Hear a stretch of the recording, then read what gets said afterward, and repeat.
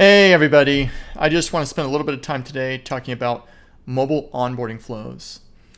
There is a lot of different onboarding flows for many different types of apps, but there is a very large bucket of mobile apps that fit really into one framework.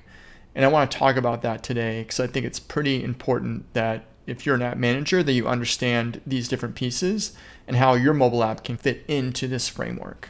And hopefully you can craft a good onboarding flow that really drives strong activation for your users. So there's many pieces of onboarding, but the parts that we're going to focus on is just basically the different stages is what I'll call it. And there's a few key ones. There's preview, investment, capabilities, hook, paywall, and download prompt. Preview is essentially showing the value prop of a mobile app. Now, and we'll show a little bit of content here in a second, but that's the rundown for that one. Investment is you're typically taking some information from the user. This could be as simple as the user's email or their name, or maybe a questionnaire that's relevant to the product. Capabilities is essentially where you're getting permission from the user to do certain things on the device that require permission. Some common ones are push notifications, a location, contacts, etc. And this is only for the mobile part of onboarding. Some mobile apps have a web onboarding flow, and there's strong reasons for that, and that's a whole nother video. But that only is applicable to the mobile onboarding flow because it is a mobile capability that needs permission. And then there's a concept called a hook, and that's basically a really strong preview component that shows the user the main value prop of the app. And then right after that, you typically will show them a paywall, which is really the best time to show that is once they've gone through this entire onboarding process, they understand the value prop, they've given a lot of investment into the process, you've hooked them with the strongest value prop, and then you show them the paywall. That's typically the best time to hit them with that. And then if they are on the website, you would typically show them a download prompt as well. A lot of apps have the web onboarding flow where they go through all this on the web. And then at the end, you show the paywall, but then you also prompt them to download the app. A lot of products do this, like Imprint, for example. Double-clicking into preview, we're going to show a bit of an example of an app called Nimble. And this is an app for productivity, and a lot of their ads and stuff that you might see on social media is you can replace doom scrolling with addictive learning. And this is just a productivity app to show you powerful content that you can learn very quickly and efficiently. When you very first open up the app, this is the first screen that you get to. This is basically like a pre-login page, and you can, as a carousel that kind of shows you the value prop of the app. You can consider this a preview, is essentially what it does. Investment is in the onboarding flow, and it's typically where the user provides some info or effort into the experience. This is a common questionnaire, and generally it is relevant to the app itself. They may be curating the content based on your gender and your age and what your goals are and what your focus is right now. Now, some apps may just get this for marketing purposes or engagement purposes. That's totally fair too, even if it's not relevant to the curation of the content. But in this case, I don't really know what Nimble is doing with these first two screens. They're probably using it for engagement. But the other two screens might be likely for curation of the content. But the user needs to have some skin in the game through this onboarding flow. That is an important component. One note that you might see in some of the longer onboarding flows is sometimes you might mix in preview in the investment. Nimble does this, for example. You can see an investment screen on the far left. What is your focus right now? And then there is a preview component just telling you more about what the app does. And then it continues on with the investment flow where you're getting more information about their interests, for example. Capabilities wise, if the onboarding flow is on mobile, this is a good time to collect important capabilities in the app. Push notifications, for one, is really common, and almost every single app does this, and they do it for engagement purposes.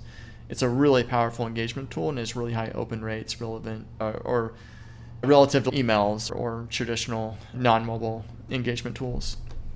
Some other stuff you might see is location, Bluetooth for device type of apps, contacts, which is the contacts on your phone, and then app tracking as well. That's more for attribution, but that's a whole nother video on its own. But in your onboarding flow, this is a good place to capture that, and it is only for mobile onboarding flows. If you're on web, you need to defer that capture. And then there's the hook. Generally, you want to show the strongest part of your value prop in the onboarding flow at some point.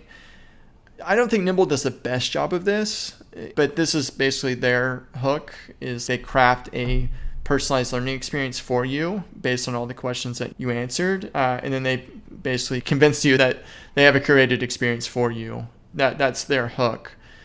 Some other apps that I think do a better job is Runna. If you've ever seen that, it's a running fitness app, but you will typically input a race that you're targeting and some other data about yourself, such as some of your previous times and your previous running habits.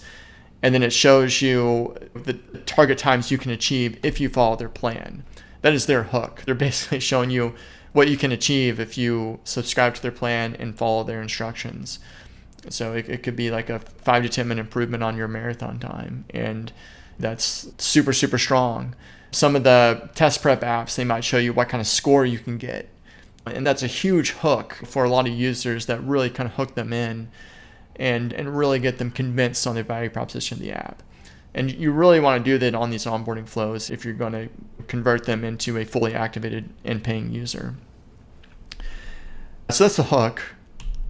The paywalls typically come after the hook. So after you've hooked the user in, that is probably the most opportune time to show a paywall.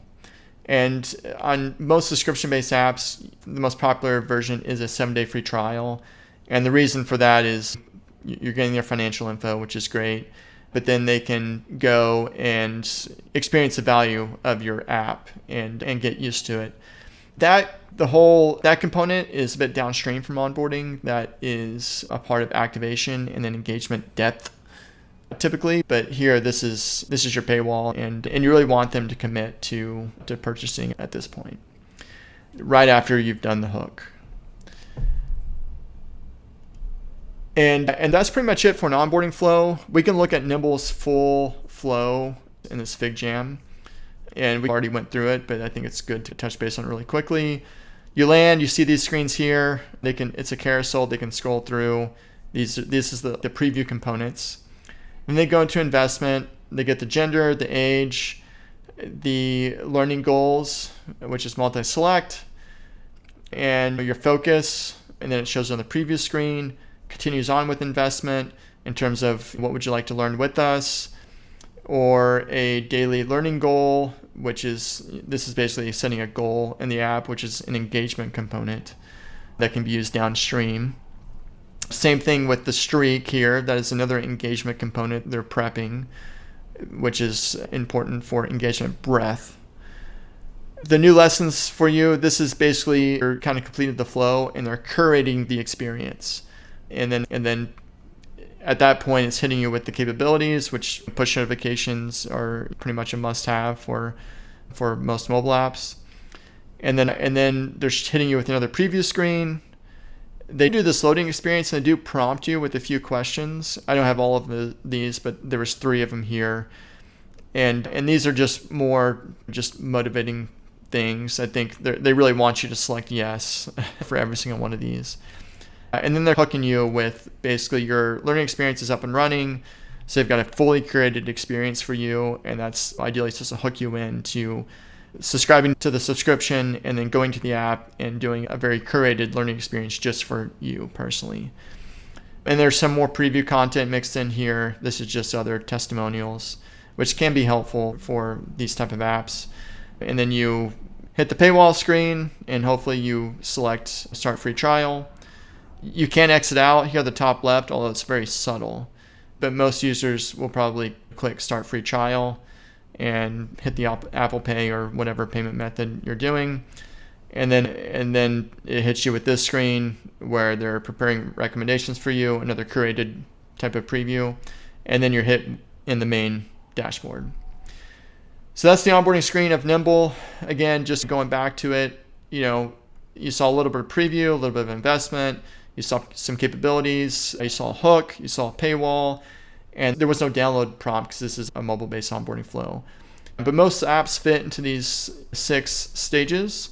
If you want any more advice or help on really getting a strong activation in your mobile app, you can contact us at Rapper Labs. We'd be happy to help.